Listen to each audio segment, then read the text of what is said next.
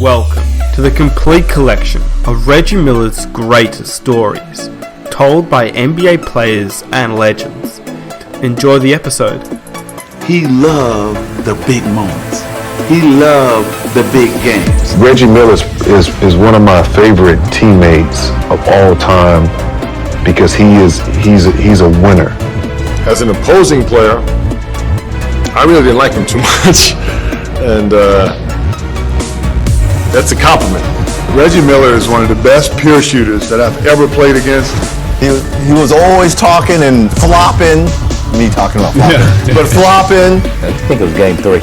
He hit me with a ball. Stark, shut up and play. I'm like, okay, I know I can handle this. Everybody saw it, and then he did that, and both those things were directed towards me. Playing against Reggie and coaching Reggie and knowing his personality, Reggie's hit more shots in crucial times than about anybody I've ever seen. Every time I go in that fucking game and come out, I got a new scratch. It became personal with me.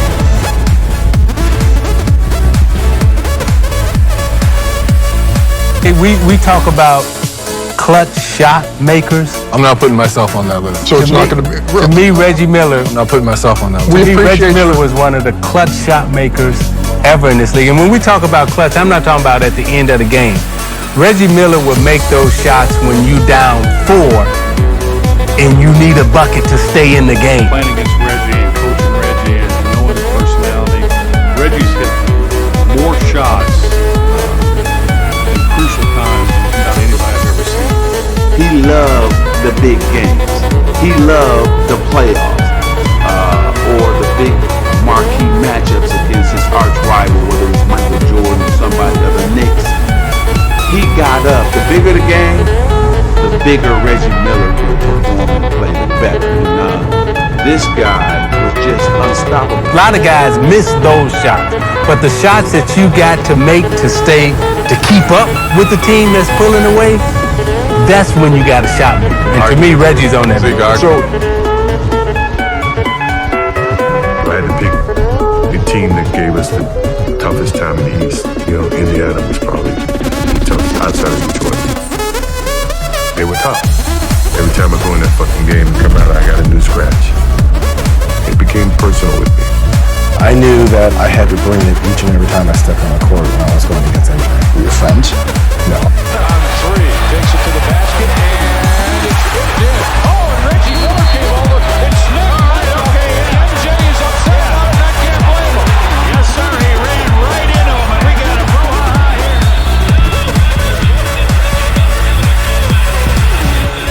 Don't hold him back. Let him go. Looking back over 18 years, you'd have thought that Michael and I, the Bulls and the Pacers, would have played more than once in the playoffs. Mm-hmm. We only played once, and it was that epic 7-game series. We saw your happy dance earlier in the show. 10 years later, Reggie Miller did sort of a modified Zeke happy dance after a game winner against the Bulls.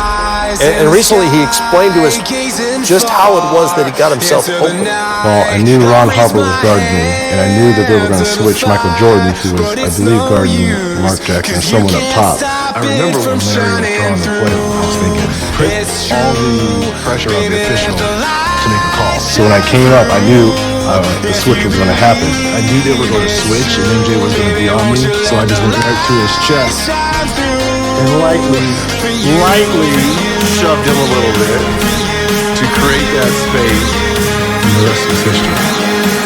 Elbowed, nudged, shoved Michael Jordan out of the way to create that separation and go to the pass where Derek was going to lead me. And it was a perfect pass, perfect execution, and the rest is history. Where was Randy found? He knew. Randy knew. As soon as the ball touched my hand, game time. All right, let's get ready for the next one. Randy knew. Isn't that right, Randy? You talk about, Reggie before the game said that because he spent some time with you on the movie set this summer, that your relationship with him has improved, that you guys had a chance to talk. Can you expand on that? It's just a mutual respect. I think we had a chance to play against each other, play underneath each other's side, and I got to know him as a person. He still competes hard, each time we go against each other, but a mutual respect there, and I'm glad I had the chance to sit down and talk to him, and just spend some quality time with him to see what type of person he is, and he's a great competitor. Reggie Miller is a great basketball player, but if you stop and think, he's been the only player that ever got Michael Jordan ejected. So there's a better talker around than Reggie Miller if he can take the best player and most disciplined player in the league and get him upset. Reggie Miller does a lot of talking. Reggie Miller does a lot of talking. Talk to you from the time you come out the locker room, he'll run you right back into it. Tonight, Phil Jackson's crew is trying to get back on track. In fact, the Bulls have all kinds of incentive in meeting Indiana. Professional and personal reasons for wanting to hand these Hoosiers their head. They lost it by 21, 135 to 114, ending what at the time was an 11-game winning streak. All that was bad enough, but the Bulls then had to chew on some post-game remarks by Indiana's Reggie Miller. Reggie had just lit him up for 40 points and then issued the following statement. 100% bulletin board material here, definitely off-key to the ears of some of those so-called Bulls nobodies. Reggie's remarks were made 3 weeks ago. As of Thursday, some of the Bulls could still repeat the quotes verbatim. Reggie's always talked a lot, even out on the floor. It's up to us to prove that he's wrong. I like to tell guys their games were sold in the store. It would be buy one and get one free. You're not a good talk trasher, then you really can't play. You got to have a good game and a good talk game. Miller knows he's hard to stop, and he likes to make your opponents know it too. Usually, I would guess, you were imagining yourself wearing the uniform of the LA Lakers. That was your team as a kid, right? Yes, it was. I grew up a Laker fan. Everyone wanted to be Magic Johnson. It's Magic. Having the chance to go to UCLA and work with Magic and Byron and Michael Cooper, these guys were like gods to me. Look at Reggie and Magic. Trying to psyche. Magic, you know you can't make these two. You know you can't make it. Ignore him. In the last game of the Great Western Forum, Magic needed a couple of free throws to put the ball game away, and Reggie Miller harassed him. What are you saying to him? Well, see, Magic and I are good friends, and they needed those 2 free throws to win the game, and I was just trying to get in there, trying to distract him a little bit. I told him, if he misses one of these games, I'm going to put the game on ice with the 3, and he just started laughing. Well, anytime you have a great scorer that is an opposing scorer, your game plan defensively is around that guy. How do you slow him down? How do you stop him? And Reggie was no different than any other great player. There's some guys I've guarded, and I said, well, I don't know what he's going to do. What was crazy about Reggie to me was he was shooting a jump shot. Reggie Miller was a guy who will run you off 1,000 screens and then catch and shoot 3. And it was just, he was so tough to guard, he's so crafty, he's smart, and he just knew how to play the game and piss you off at the same time. Reggie Miller is one of the best pure shooters that I've ever played against. Reggie was so clutch. He wanted the ball in his hands, and he had a unique ability to draw fouls. Hard to guard him, coming off screens. He could also put it on the floor and take it to the basket. So he's always able to keep the defense off balance. That's what they don't talk about a lot. But his jump shot was one of the purest I've ever seen. You had a game plan.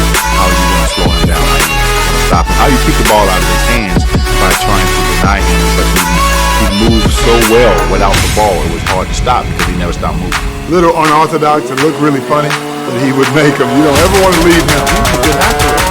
6'7", he had the length and height to shoot right over most people. But to be able to run, shove, grab, fight, back in the day we run through the book up, that stop, he did whatever it took to get open. And you knew he was shooting a jump shot. And the bad part about it was you didn't want to foul him. Yeah. He's such a great free throw shooter. You want to get your hands caught and foul him, so he creates space. And that's all he needed, was a little space to get that shot off. Kick his foot out too. Kick that foot out, grab that foot. And it seemed like he was a higher percentage shooter with the game on the line than he was actually probably during the middle of the game. He loved the big moments. And it didn't take him long to get that shot off. When you see a guy shoot the ball that quick with that much accuracy, I think of Reggie Miller. My favorite was to watch you against Reggie. I hated Reggie. Yeah, I hated Reggie. You're not alone. I mean, I remember when you headbutt him, and it's still one of the most bittersweet moments. Yeah. We were all like, yes, he got him. And then we're like, God, we lost stars. That needed to happen. I hated Reggie. 94 was the Pacers coming out party. Yeah. It really started in 93.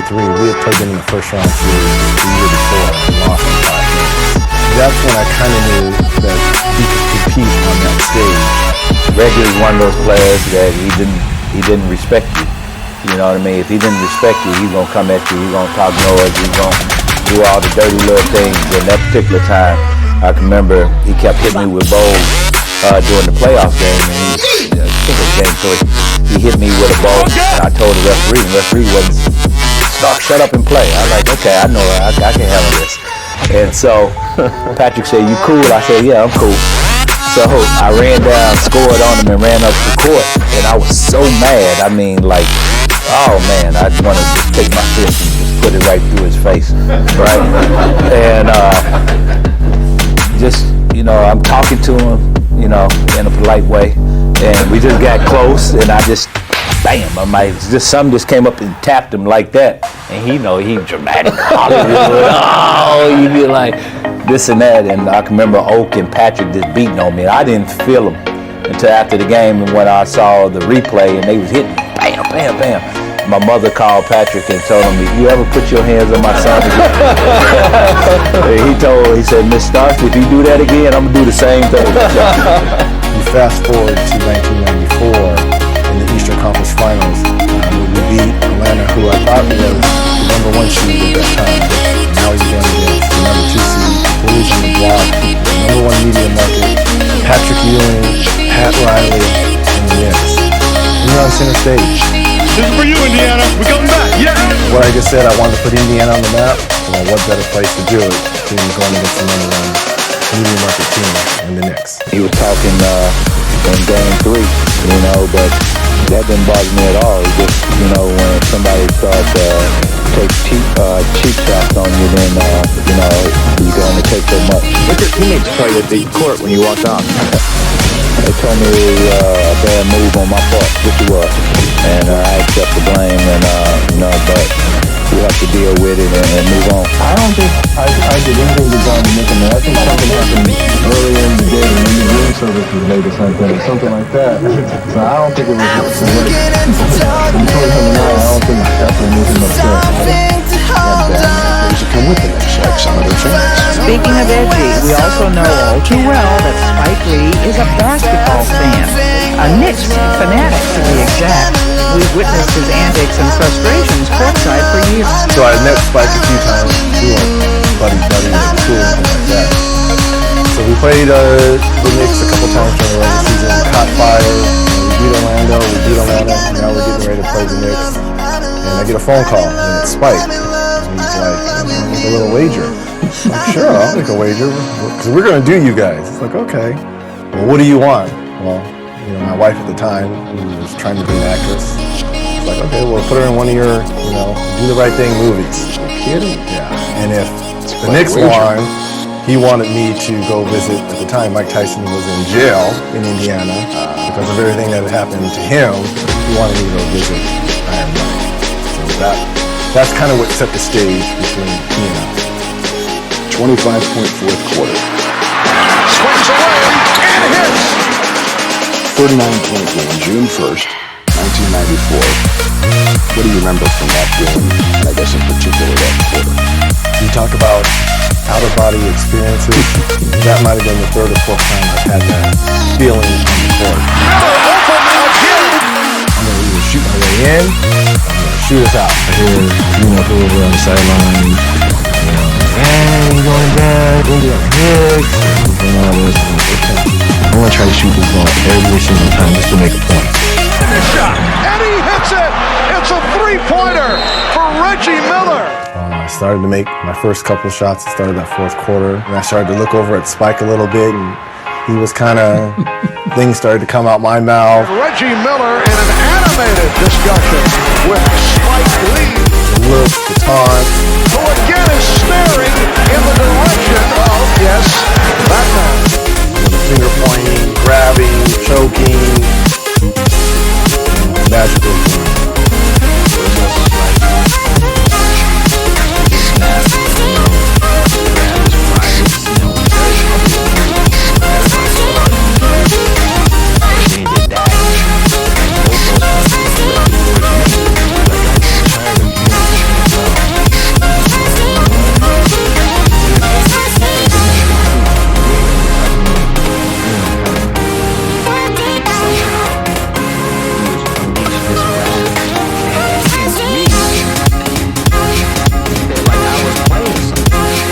wonder if he hadn't been so good, egging you on, if your performance would have been that good. Or did that fuel it? I think it kind of fueled it because when I started to make some of those crazy shots, I almost made one from half court.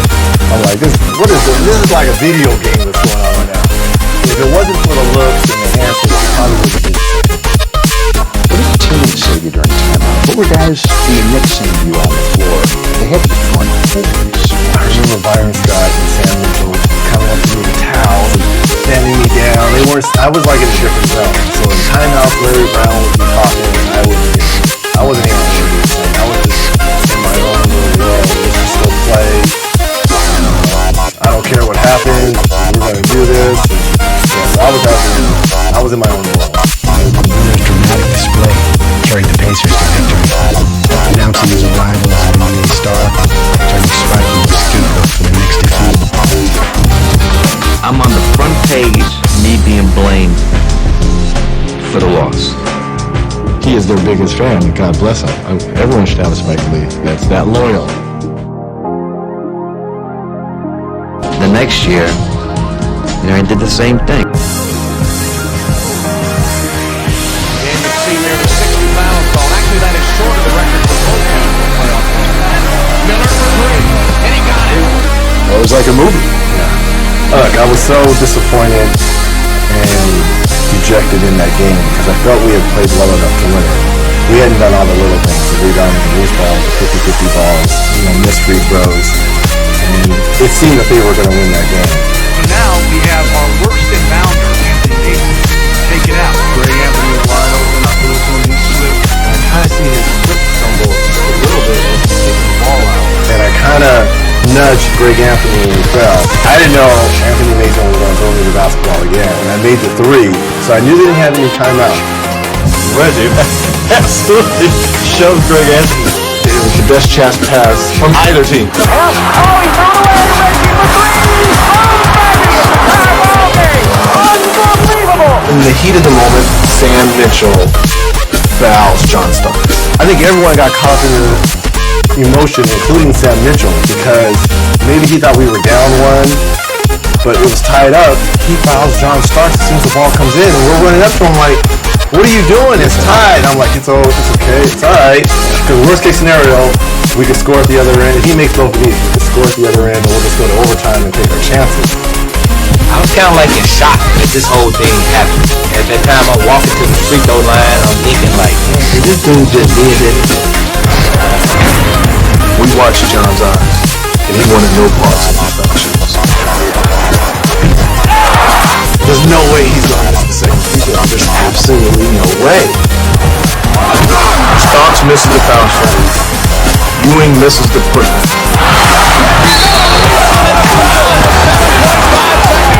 There is a time to play and there's a time to win. What do you do in winning time? That differentiates between just a regular player and a superstar. Reggie Miller scoring 8 points in the final seconds. Mason choked and do it to me. I hit a three. John Starks choked. We came up big. He's one of the great adversaries that I ever had to coach against. And, I knew that when I was coaching against him, I had nothing but respect for him. But Reggie is absolutely one of the all-time greats. When you talk about his kind of game and how he played, there were only one or two other guys on the same team. Reggie Miller is one of my favorite teammates of all time because he's a winner, right? He's a winner in every aspect of the word, and he could have easily deaded that trade. Easily. Trade for him, trade me. He's like, nah, bring in the young boy. I remember having a conversation and say, I'm gonna let you be whatever you want to be as long as you work for it. He did the same for me. Reggie did the same for me. Reggie is unbelievable, bro. He meant so much to me in my career, and that's why that brawl situation, I probably wanted to win it more for him than it was for myself. We were just coming back from losing to Detroit the year before, And I thought it was our best year, probably to win the championship. With this new core, Steven Jackson, who just added to the team, Ron Artest, Jermaine O'Neal, Al Harrington. We had a pretty good, nice young nucleus. Did you enjoy when it was your time to be mentoring? I loved it. And who were some of your pupils? Al Harrington, the best. At the time, Steven Jackson. Though at times he could be a little rough around the edges, deep down, I know Steven Jackson has a good heart. Jermaine O'Neal, he was my locker mate right next to me. To just touch on what he said, they brought me in the next year, the year Reggie was retiring. And Reggie was basically stamping me as the person to fill in when he leaves, you know what I'm saying? So that year was special for all of us for Reggie, you know what I mean? Because we knew we had the team, you know what I mean? And to not do it was a letdown. Even though we came back and still fought in the playoffs, it was a letdown for all of us because we wanted to do it so bad for Reggie. It was crazy too that Reggie that situation was so bad that it forced him to retire. And at that point in time, I didn't tell anyone, but I knew in my mind that it was time for me to retire. We talked about the fans of Indiana and how they're all in. I think that left a bad taste in a lot of people's mouths, that brawl, that scene. Maybe for the first time, basketball wasn't enjoyable for me. And the maturity level wasn't the same. And trying to teach them respect, to be on time, and to go over the playbooks, and they didn't want to have any parts of it. They just wanted to have fun. A lot of these younger players just wanted to show up, and it frustrated me. Reggie had probably 2 more years in there. Just a lot. It's a lot on that mental side. This person that presented me tonight, Reggie Miller, is the best shooter that I've ever seen in my life. Reggie has had a profound effect on my early years in the NBA. I would come out on the floor thinking I was early, and he was already out there. And Reggie had a Superman shirt on. And when you see somebody, your opponent, wearing a Superman shirt, you have to ask yourself, how do I beat Superman tonight? It was impossible to guard you, Reggie. Reggie would grab my arm, and he'd throw me in one direction and go in the other. And then the coach would get mad at me. And I said, coach learned so much. And I appreciate your example, the bar you set, to be able to break. I saw back in 2007 they tried to get you to come out of retirement, and that they was the Boston Celtics. And what was the process to figure out at 42 you could possibly join Garnett, and Ray, and Pierce, and Boston? This proposed trade has been agreed to and will occur. Seattle will send Ray Allen to Boston for the number 5 pick. This is a blockbuster trade. It's been talked about for years. KG no longer a Wolf. He's going to the Boston. Who, by the way, went on to win an NBA championship that year. Yeah. The moves had just happened to bring Ray and KG. So this is August. This is August. Of 07. I would say late August. And I get the phone call that we're thinking about adding me to the roster. Danny called me and was like, look, I think he'd be a great piece. You can come off the bench, which I had no problems with doing. Play 15, 20 minutes a game, spread the floor. Had you been working out? No. Did you ever stop working out when you stopped playing? I did. I've always been a workout fanatic, but not basketball. I've done mountain biking, road biking, running, 10Ks, things like that. Not a bunch of shooting. Not a lot of shooting. Some pickup games with the Pepperdine kids and things like that, but nothing serious where I'm going every single day. So I hadn't picked up the basketball in a while, and I was like, all right, I'll give it a shot. So I went out and, as we call it, I went to shock my body. And it was the end of August. And the Celtics, he needed an answer within 2 weeks because they were getting ready to go overseas to Italy or Rome. We went to Rome to play in some type of tournament, a bonding trip for the Celtics. And he needed to know before then. I always tell Danny this and tell people, if he had called in July and given me all summer, like a 2-month leave, if he would have given me 2 months, it was too hard for me to shock my body in those 2 weeks, which I tried. So I went and I did 3 days actually to try to shock my body. So the shooting was there, my legs weren't there. And if my legs aren't there, there's no way I can do an 82-game schedule. Did you guys ever have any friction when you played against each other? I didn't have friction with him. I had friction with Vlade. Because Vlade was the instigator. He was always talking and flopping. Me talking about flopping. But flopping. So it was Vlade that I had problems. I never had problems with C. Webb, especially those great Sacramento teams. Yeah, I was a big fan of Reggie, but I didn't like him because he was always beating our teams. You know, like he was the catalyst. You know, I knew he was the one that's going to be talking junk, getting in the guys, and so he was a guy like you always wanted to play with.